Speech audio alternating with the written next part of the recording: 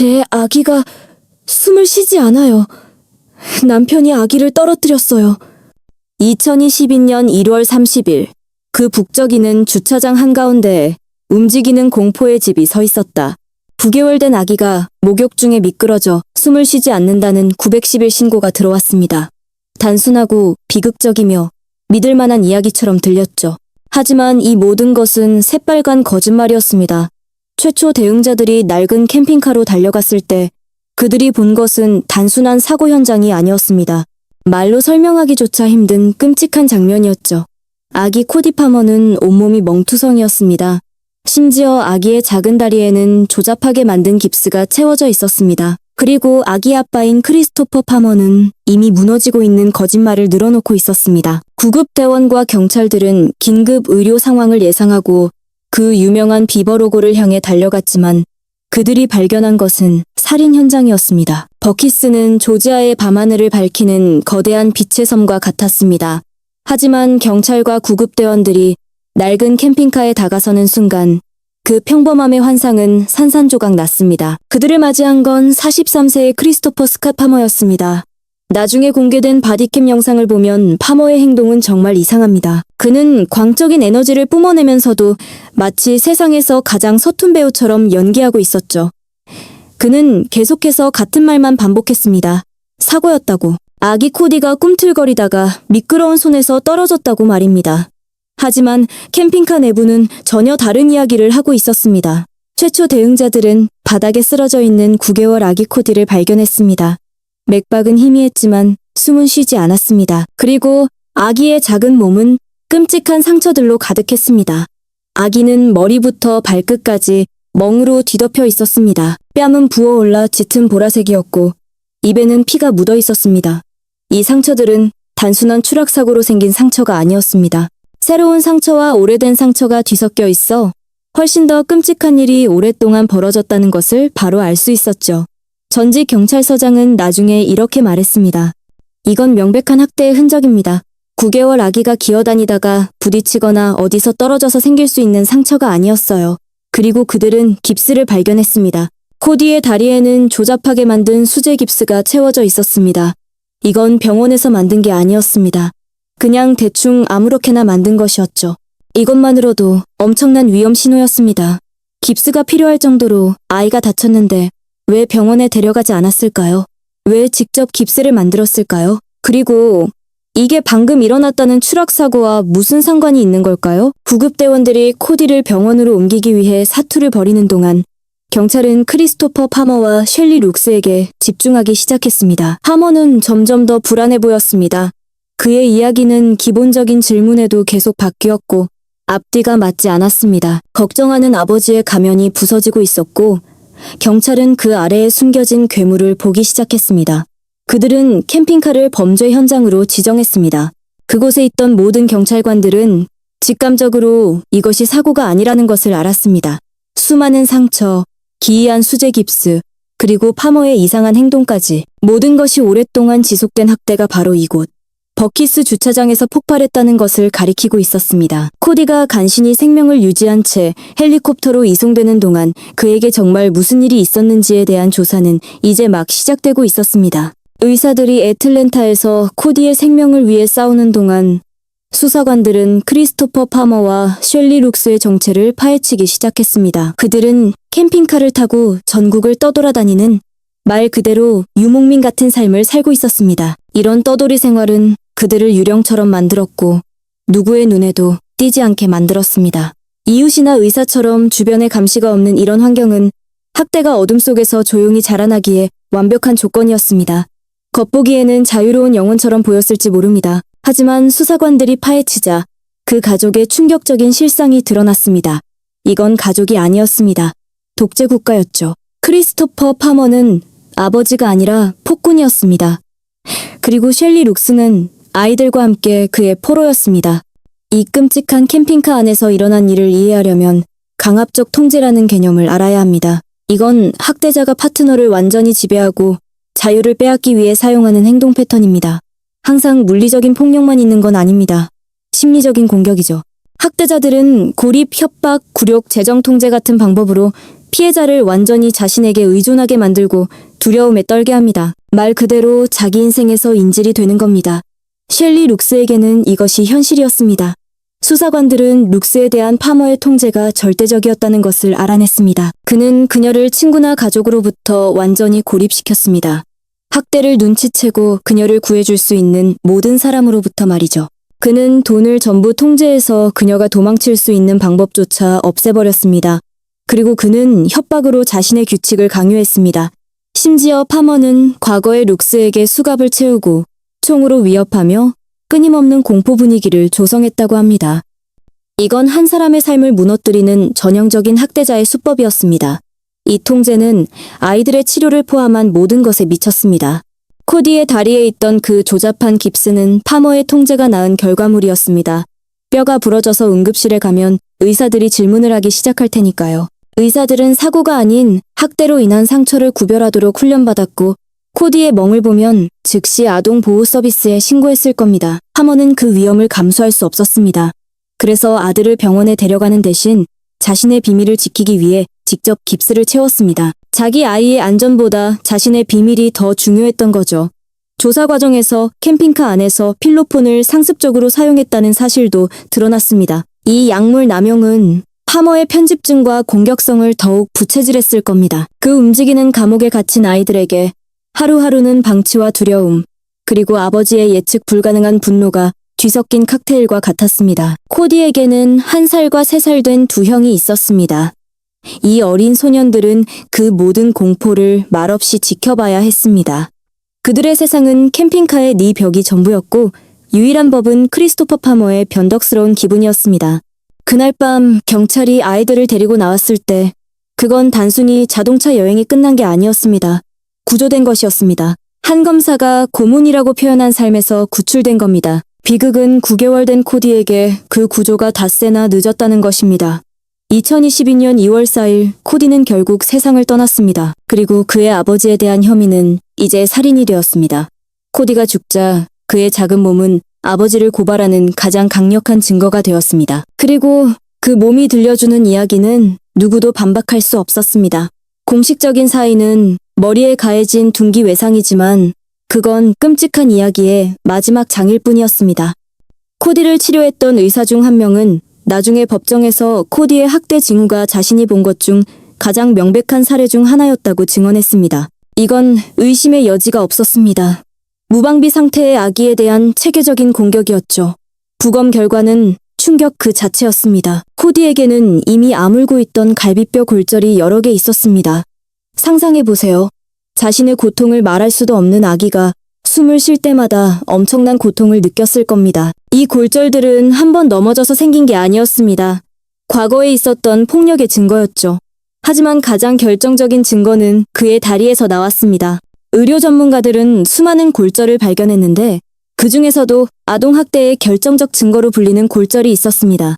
바로 양동이 손잡이 골절입니다. 이 용어는 아동학대 수사관들의 등골을 오싹하게 만드는 말입니다. 양동이 손잡이 골절은 아기의 긴 뼈 끝에 있는 성장판에 생기는 부상입니다. 이 부상은 그냥 넘어져서는 절대 생기지 않습니다. 아주 특정하고 폭력적인 행동, 즉 팔다리를 잡고 비틀거나 아이를 미친 듯이 흔들 때만 발생합니다. 그 엄청난 힘이 뼈 조각을 찢어내는데 이게 엑스레이에서 양동이 손잡이처럼 보이는 겁니다. 아기에게 이런 골절이 있다는 건 학대 외에는 거의 다른 설명이 불가능합니다. 이건 학대의 서명과도 같은 상처입니다. 코디의 다리에 있던 이 골절 하나만으로 크리스토퍼 파머가 지어낸 목욕사고 이야기는 완전히 박살났습니다. 그것은 격렬하게 흔들리고 비틀렸던 한 아이의 조용한 증언이었습니다. 자기 아들의 뼈를 부러뜨릴 만큼 강렬했던 분노의 물리적 증거였죠. 결정적인 치명상은 머리에 가해진 타격이었습니다.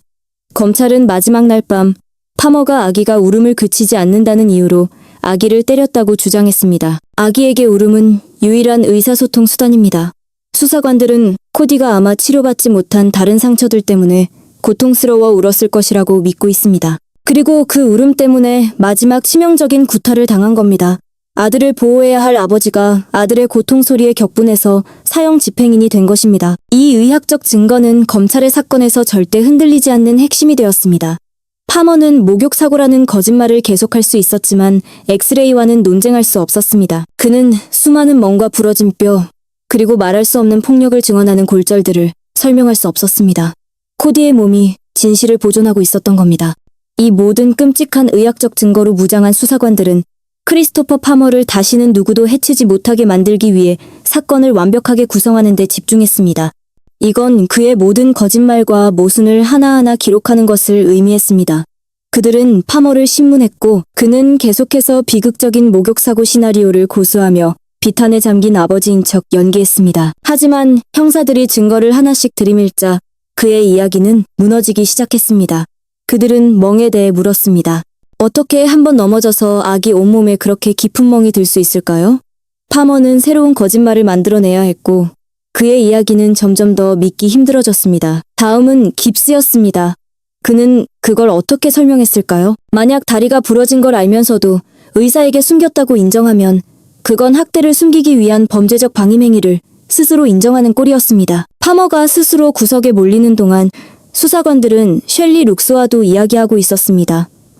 이건 또 다른 도전이었습니다. 그녀는 단순한 목격자가 아니라 수년간 강압적 통제에 갇혀있던 피해자였기 때문입니다. 그녀의 첫 진술은 파머의 이야기와 똑같았을 겁니다. 그가 시키는 대로 말하도록 협박받았을 테니까요. 그 공포의 벽을 허무는 것이 정말 중요했습니다. 천천히 조심스럽게 진실이 드러나기 시작했습니다. 그녀는 폭력의 패턴과 총으로 위협받았던 일, 수갑이 채워졌던 일, 그리고 파머가 그들의 삶을 얼마나 숨막히게 통제했는지에 대해 털어놓았습니다. 그녀의 증언은 물리적 증거에 끔찍한 맥락을 더해주었습니다. 검찰의 사건은 다른 주에서 온 증인들까지 합세하면서 더욱 강력해졌습니다. 검찰은 미주리와 켄터키에서 파머의 과거 가정 폭력 전력을 증언할 증인들을 데려왔습니다. 이건 그의 폭력적인 성향이 패턴이었다는 것을 보여주었습니다. 코디에게 가해진 폭력은 단 한 번의 실수나 분노 조절 실패가 아니라 수년간 이어진 공격성이 폭발한 결과였던 겁니다. 하지만 가장 강력한 순간은 아주 작고 용감한 목소리에서 나왔습니다. 코디의 이복형 중 한 명이 증인석에 섰습니다. 그는 아직 어린 소년이었지만 법정에서 자신이 본 것을 똑똑히 말했습니다. 그는 아빠의 분노로부터 어린 동생을 지키려고 했던 일에 대해 이야기했습니다. 그는 그 마지막 밤을 떠올리며 코디가 울고 있었고 그 울음소리에 격분한 크리스토퍼 파머가 아기에게 닥쳐 라고 소리친 후 마지막 폭행이 시작되었다고 배심원들에게 말했습니다. 이건 동생이 살해당하는 것을 바로 앞에서 지켜봐야만 했던 한 아이의 증언이었습니다. 이제 크리스토퍼 파머를 둘러싼 벽은 완전히 닫혔습니다. 그의 거짓말은 의학적 증거에 의해 산산조각 났고 그의 과거는 다른 피해자들에 의해 폭로되었으며 그의 범죄는 자기 아들의 가슴 아픈 증언으로 명백해졌습니다. 더 이상 숨을 곳은 없었습니다. 코디 파머가 마지막 숨을 거둔 지 거의 3년이 지난 2024년 11월 크리스토퍼 스캇 파머는 법정에 섰습니다. 법원은 그의 범죄가 시작된 버키스 주차장에서 불과 몇 마일 떨어진 곳에 있었습니다. 검사는 배심원단에게 산더미 같은 증거를 제시했습니다. 그들은 파머의 이상한 연기가 담긴 바디캠 영상을 보여주었습니다. 그들은 멍, 부러진 갈비뼈, 그리고 결정적인 양동이 손잡이 골절, 이 무엇을 의미하는지 소름 끼치도록 상세하게 설명한 의료 전문가들을 불렀습니다. 전문가들의 증언은 의심의 여지를 남기지 않았습니다. 코디 파머는 학대받았고 그의 죽음은 명백한 살인이었습니다. 그리고 배심원단은 코디의 형으로부터 그 끔찍했던 마지막 밤에 대한 직접적인 목격담을 들었습니다. 마지막 발악으로 크리스토퍼 파머는 직접 증인석에 섰습니다. 그는 배심원들의 눈을 쳐다보며 처음부터 해오던 똑같은 거짓말을 반복했습니다. 코디가 그냥 자기 손에서 꿈틀거리다 떨어졌을 뿐이라고. 그는 그 모든 부러진 뼈와 멍, 그리고 치명적인 머리 부상이 단 한 번의 비극적인 사고 때문이었다고 믿어달라고 호소했습니다. 검찰은 최종 변론에서 파머가 아들을 실수로 떨어뜨린 게 아니라고 반박했습니다. 그는 9개월 된 아기가 울음을 그치지 않는다는 이유로 격분하여 그를 때려 죽인 것이라고 말했습니다. 배심원단이 만장일치로 결정을 내리는 데는 단 1시간 반밖에 걸리지 않았습니다. 크리스토퍼 스캇 파머는 악의적 살인을 포함한 모든 혐의에 대해 유죄 판결을 받았습니다. 판사는 그에게 가석방 없는 종신형을 선고했습니다. 그는 남은 평생을 캠핑카 대신 감옥에서 보내게 될 것입니다. 코디의 어머니인 셸리 룩스 역시 처음에는 살인 혐의로 기소되었습니다. 하지만 그녀가 겪은 심각한 학대의 심리적 영향과 학습 장애 때문에 판사는 그녀가 재판을 받을 능력이 없다고 판단했습니다. 이 끔찍한 이야기에서 가장 희망적인 부분은 코디의 살아남은 두 형의 이야기입니다. 그들의 어린 동생이 세상을 떠난 그 밤은 역설적으로 그들이 구조된 밤이기도 했습니다. 아이들은 보호시설로 옮겨졌고 지금은 위탁 가정에서 함께 살며 마침내 안전을 찾았다고 합니다. 그들의 상처가 치유되기까지는 오랜 시간이 걸리겠지만 그들은 미래를 살아갈 기회를 얻었습니다. 바로 그들의 동생 코디에게서 빼앗겼던 기회를 말입니다. 코디 파머의 사건은 정말 끔찍한 비극이지만 동시에 정의가 얼마나 끈질긴지를 보여주는 증거이기도 합니다. 모든 것은 목욕사고라는 그럴듯한 거짓말에서 시작되었습니다. 하지만 그 거짓말은 진실을 찾도록 훈련받은 전문가들 앞에서 버틸 수 없었습니다. 그 진실은 아기의 멍을 보고 무언가 잘못되었다고 직감한 최초 대응자들의 본능에서 시작되었습니다. 코디의 부러진 뼈에 쓰인 학대의 이야기를 읽어낸 법의학자들의 냉철한 분석에서 발견되었습니다. 겁에 질린 어머니에게 마침내 진실을 말할 수 있는 안전을 제공한 수사관들의 끈기 있는 노력에서 발견되었습니다. 그리고 더 이상 지켜줄 수 없게 된 동생을 위해 법정에 선 어린 소년의 용감한 목소리에서 발견되었습니다. 지방검사 아니타 하워드가 최고의 말을 남겼습니다. 우리는 사회로서 우리 아이들을 보호할 의무가 있습니다. 이 사건에서 정말 많은 사람들이 그 의무를 다했습니다. 그들은 함께 힘을 합쳐 코디에게 목소리를 주었고 그의 짧은 생이 잊히지 않도록 했습니다. 버키스 아기의 이야기는 아기 가장 평범한 장소에 숨어 있을 수 있다는 소름 끼치는 경고입니다. 그리고 우리 모두가 아동학대와 강압적 통제의 징후를 아는 것이 얼마나 중요한지를 보여줍니다. 크리스토퍼 파머는 남은 인생을 감옥에서 보낼 것입니다. 하지만 코디 파머의 기억은 그림자 속에서 고통받는 힘없는 아이들을 위해 보고 말하고 행동하라는 영원한 외침으로 남아있습니다. 시청해주셔서 감사합니다. 아동학대와 가정폭력 문제는 생각보다 훨씬 더 흔하고 종종 숨겨져 있습니다. 만약 당신이나 당신이 아는 누군가가 도움이 필요하다면 이용할 수 있는 자원들이 있습니다. 아래 설명란에 관련 링크를 남겨두겠습니다. 이 조사가 의미 있었다면 진실이 밝혀지는 더 많은 이야기를 위해 구독해주세요.